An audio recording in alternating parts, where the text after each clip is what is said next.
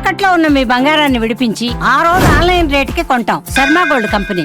టాలీవుడ్ నటుడు comedian fish Venkat అనారోగ్యంతో కన్నుమూశారు. ఆసుపత్రిలో చికిత్స తీసుకుంటూ గత కొన్ని రోజులుగా వెంటిలేటర్ మీద ఉన్నారు. 2 కిడ్నీస్ పాడైపోవటం వల్ల ఇక పరిస్థితి పూర్తిగా విషమించి చనిపోయినటువంటి పరిస్థితి ఉంది.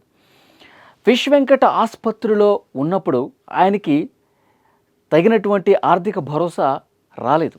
వాళ్ళ ఫ్యామిలీ మెంబర్స్, వాళ్ళ కుమార్తె కావచ్చు మీడియాతో చెప్పారు, ఎవరైనా దాతలు ఉంటే ముందుకు వచ్చి సాయం చేయండి, ఫిష్ వెంకట్ను బతికించుకుందాం, ప్లీజ్ హెల్ప్ అని చెప్పి అడిగింది. ఎందుకంటే ఇండస్ట్రీ నుంచి కొంతమంది వచ్చారు. సో పొలిటీషియన్స్ కావచ్చు, బిజినెస్ మెన్స్ కావచ్చు, కొంతమందికి ఈ విషయం తెలిసిన వెంటనే ఫిష్ వెంకట్తో అనుబంధం ఉన్న వాళ్ళు ఎవరైతే ఉన్నారో వాళ్ళు వచ్చి కొంత చూశారు, కుటుంబాన్ని పరామర్శించారు, ఏం కాదని చెప్పి భరోసా ఇచ్చారు, కొద్దిగా సాయం చేసి వెళ్ళారు. కానీ ఆ ఆర్థిక భరోసా అనేది రావాల్సినంత రాలా. ఎందుకంటే ఇండస్ట్రీ ఎవరన్నా గొప్ప మనసు చాటుకొని 2 కిడ్నీలు మార్పిడి చేసేంత ఆర్థిక సాయం వస్తుందని చెప్పి ఎక్స్పెక్ట్ చేశారు, కానీ రాలేదు. ఆసుపత్రిలో ట్రీట్మెంట్ తీసుకుంటూ ఇక పూర్తిగా ఆరోగ్యం విషమించి కొన్ని రోజులుగా వెంటిలేటర్ మీదే ఉన్నారు. ఆయనకు సంబంధించిన వీడియోలు కూడా, ఫోటోలు కూడా మీరు చూసి ఉండొచ్చు.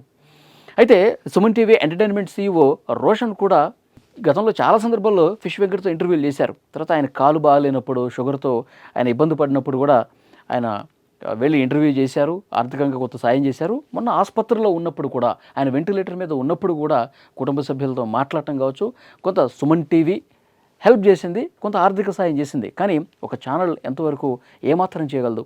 అలాగే ఇండస్ట్రీ వాళ్ళు సరైన టైంలో స్పందించి ఉంటే కనుక, ఇండస్ట్రీలో ఉన్నటువంటి వాళ్ళు ఎంతో కొంత ఆర్థిక చేయూత ఇచ్చి ఉంటే కనుక ఫిష్ వెంకట్ బతికి ఉండేవారు అని చెప్పి చర్చ చాలా స్పష్టంగా బయటకు వస్తుంది ప్రస్తుతం. ఇప్పుడు గబ్బర్ సింగ్ టీం ఉన్నారు. ఫిష్ వెంకట్ తోటి కమెడియన్స్ గబ్బర్ సింగ్ టీం ఎవరైతే ఉన్నారో వాళ్ళు చాలా బాగా ట్రై చేశారు, హెల్ప్ చేశారు. వాళ్ళకి తెలిసిన వాళ్ళ దగ్గరికి ప్రతి ఒక్కరికి వెళ్ళారు. సినిమా ఇండస్ట్రీ కావచ్చు, బిజినెస్ మ్యాన్లు కావచ్చు, నేను ఇంతకుముందు చెప్పినట్టు పొలిటీషియన్స్ కావచ్చు, కొంతమంది వచ్చారు.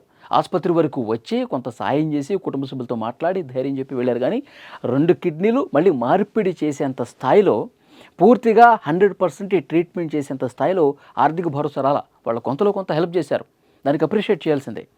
అయితే నేనేమంటానంటే, ఇండస్ట్రీ సరైన విధంగా స్పందించి ఉంటే ఫిష్ వెంకట్కి ఆరోగ్యం బాగుండేది అని చెప్పి నా అభిప్రాయం. ఎందుకంటే ఇప్పుడు సినిమా ఇండస్ట్రీలో కమెడియన్స్ చాలామంది ఉన్నారండి. 100 మందికి తగ్గకుండా ఉంటారు కమెడియన్స్ మాత్రమే. తర్వాత క్యారెక్టర్ ఆర్టిస్టులు ఇంకా చాలామంది ఉంటారు. తర్వాత డైరెక్టర్లు కావచ్చు, ప్రొడ్యూసర్లు కావచ్చు, ఇంకా 24 క్రాఫ్ట్స్కి సంబంధించి చాలామంది. కనీసం ఒక 5,000 10,000 అట్లా వేసుకొని ఫండ్ రైజింగ్ చేసి ఇచ్చి ఉంటే కనుక ఈ ఫ్యామిలీకి డెఫినెట్గా ఫిష్ వెంకట్కి ఉపయోగపడేవి ఆ డబ్బులు. ఇండస్ట్రీలో ఫిష్ వెంకట్తో పాటు కలిసి పనిచేసినటువంటి ఆర్టిస్టులు కావచ్చు, అందరూ కూడా సో కొంత ఆర్థిక భరోసా కల్పించి ఉంటే ఫిష్ వెంకట్ ఈరోజు దక్కి ఉండేవాడు. ఆయన ఆరోగ్యం కుదుటపడి ఉండేది, ఆయన సరైనటువంటి ట్రీట్మెంట్ అంది ఉండేది. డాక్టర్స్ కూడా చెప్పారు, ఇంకెవరైనా దాతలు ఉంటే బాగుండేది, ఇంకెవరైనా ఆర్థిక సాయం చేస్తే బాగుండేది, మేము కూడా చాలా బాగా పనిచేసేవాళ్ళం అని చెప్పి. ఆ మధ్యలో ప్రభాస్ గారు 50 లక్షల రూపాయలు ఇచ్చారని చెప్పి పెద్ద ఎత్తున ప్రచారం జరిగింది. తర్వాత ఆ కుటుంబ సభ్యులు చెప్పారు, ఎక్కడ ఎలాంటి ఆర్థిక భరోసా రాలేదండి, కానీ అలా ఎవరైనా చేసుంటే బాగుండేదేమో అని. అంటే ఇక్కడ హీరోల్ని, తర్వాత ప్రముఖ నటుల్ని కావచ్చు, డైరెక్టర్లు కావచ్చు తప్పుపట్టాల్సినటువంటి పనేం లేదు. కానీ వాళ్ళ వరకు చేరే విధంగా సరైనటువంటి ప్రయత్నం జరగలేదనేది కూడా ఇక్కడ ఖచ్చితంగా చెప్పుకోవాల్సిన విషయం. ఫిల్మ్ ఛాంబర్ కావచ్చు, లేకపోతే మూవీ ఆర్టిస్ట్ అసోసియేషన్ కావచ్చు, సో పెద్ద నటుల దగ్గరికి ఈ సమాచారం అక్కడికి తీసుకువెళ్ళి ఫిష్ వెంకట్ పరిస్థితి ఇది, కొంత సహాయం చేయండి, కొద్దిగా హెల్ప్ చేస్తే ఆయన ఆరోగ్యం కుదుటపడుతుందని చెప్పి ఈ విషయాన్ని చాలా కూలంకషంగా, వేగంగా, బలంగా ఇండస్ట్రీలో ఉన్నటువంటి పెద్దల దృష్టికి తీసుకెళ్ళి ఉంటే బాగుండేది. ఎందుకంటే మీడియాలో వస్తుంది, ప్రతి ఛానల్లో కూడా ఆయన ఆరోగ్యం బాగాలేనప్పుడు, ఆయన పరిస్థితి బాగాలేనప్పుడు చాలా ఛానల్స్లో వచ్చింది. కానీ నేను ఇంతకుముందు చెప్పినట్టు ఇండస్ట్రీ సరైన విధంగా స్పందించి ఉంటే ఈరోజు ఫిష్ వెంకట్ బతికి ఉండేవాడేమని చెప్పి. ఎందుకంటే చాలామంది కూడా ఫిష్ వెంకట్తో తమ అనుబంధాన్ని గుర్తు చేసుకుంటూ ఉన్నారు. చాలామంది కూడా ఫిష్ వెంకట్ సినిమాలు చేసేటప్పుడు షూటింగ్ స్పాట్స్లో ఏ విధంగా ఉండేవాళ్ళు చెప్తా ఉన్నారు. ముఖ్యంగా శ్రీహరి గారితో చాలా మంచి అనుబంధం ఉండేది. ఆయన చాలా ఇంటర్వ్యూలో కూడా చెప్పారు. నటుడు శ్రీహరి గారితో ఆయన అన్న అనుకుని పిలిచేవాళ్ళు శ్రీహరిని. అలాంటి శ్రీహరి గారు నాకు ఎంతో సపోర్ట్ చేశారని చెప్పి ఫిష్ వెంకట్ చాలా ఇంటర్వ్యూలు చెప్పారు. శ్రీహరి గారు నన్ను బాగా ఎంకరేజ్ చేశారు, ప్రోత్సహించారని చెప్పి శ్రీహరి గారితో ఉన్నటువంటి అనుబంధాన్ని గుర్తు చేసుకున్నారు. అలాగే వివి వినాయక్ గారు, ఆయన డైరెక్షన్లో నాకు ఆది సినిమా రాకపోయి ఉంటే నేను ఇవాళ ఇండస్ట్రీలో ఫిష్ వెంకట్ అనేవాడు ఉండేవాడు కాదు. ఆయన చాలా బాగా ఎంకరేజ్ చేశారు. ఆయన ప్రతి సినిమాలో కూడా నన్ను పెట్టుకుని మంచి మంచి పాత్రలు ఇచ్చారు. ఆయన నాకు ఒక గాడ్ ఫాదర్ అని చెప్పి చెప్పినటువంటి పరిస్థితి ఉంది. అలాగే ఇంకా చాలా చాలా చాలా చాలా సినిమాల్లో మంచి పాత్రలు వచ్చినాయి. తెలంగాణ యాసతో అద్భుతమైనటువంటి పాత్రలు పోషించినటువంటి వ్యక్తి. కాబట్టి ఫిష్ వెంకట్ అనే వ్యక్తి ఇండస్ట్రీలో తెలియని వారు ఉండరు.